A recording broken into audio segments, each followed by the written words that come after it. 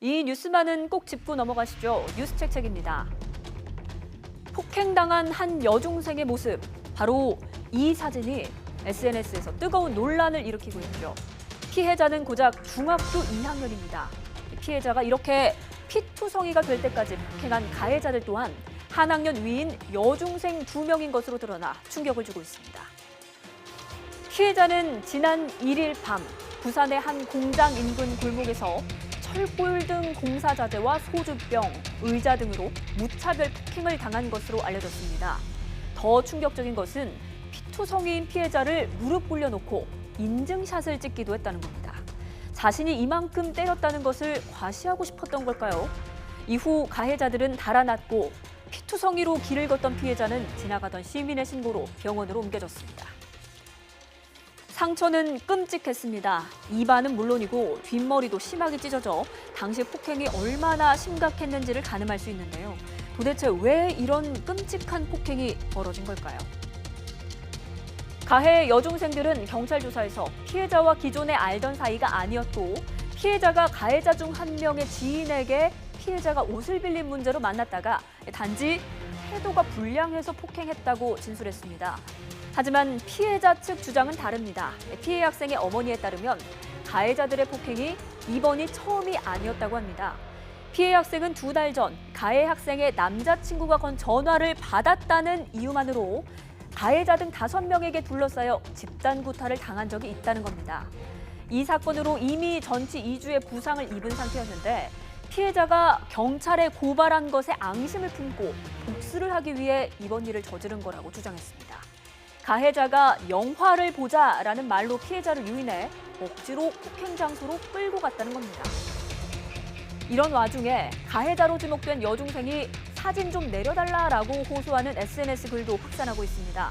당시 정신 상태가 온전하지 못했다, 사진을 내려달라라고 하더니 이후에는 격하게 욕설을 곁들인 말로 반성하고 있다면서 다소 오락가락하는 모습도 보입니다. 이렇게 끔찍한 폭행을 했지만 가해자들은 현재 불구속 상태입니다. 만 18세 미만이라서 소년법 적용을 받기 때문입니다. 인터넷에는 어리다고 보호할 게 아니다, 엄벌해야 한다라는 목소리가 커지면서 소년법 개정을 촉구하는 청원이 청와대 홈페이지에 오르기도 했는데요. 이 사건, 김종호 기자가 자세히 짚어봤습니다.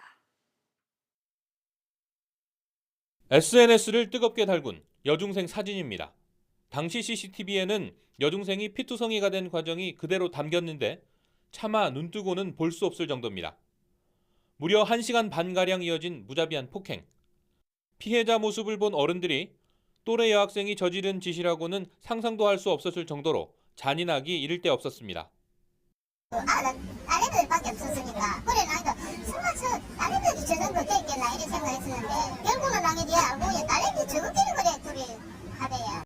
인정사정이 없었던 가해 여학생 2명은 나중에 피해자 상태를 보고는 처벌받게 될 게 두려웠습니다. SNS를 통해 퍼진 사진은 당시 피해자 모습을 찍어 또래 남학생에게 처벌받게 될지 물어보기 위한 것이었습니다. 가해 여학생 2명은 모두 만 14세로 형사법상의 미성년자에 해당하지 않지만 소년법 적용을 받습니다. 소년법은 청소년이 미성숙 상태고 교화나 개선의 여지가 있다는 점을 고려해 구속수사 요건을 까다롭게 하고 중형 선고도 쉽지 않도록 규정하고 있습니다. 사건 직후 곧바로 자수한 가해 여학생을 조사한 경찰도 구속수사에 대해서는 조심스러운 입장입니다. 성인이라면은 당연히 당연히 저희들은 구속영장 신청한다고 그렇게. 청소년이기 때문에 그 부분은 저희들이 더 신중하게 또 검토하고.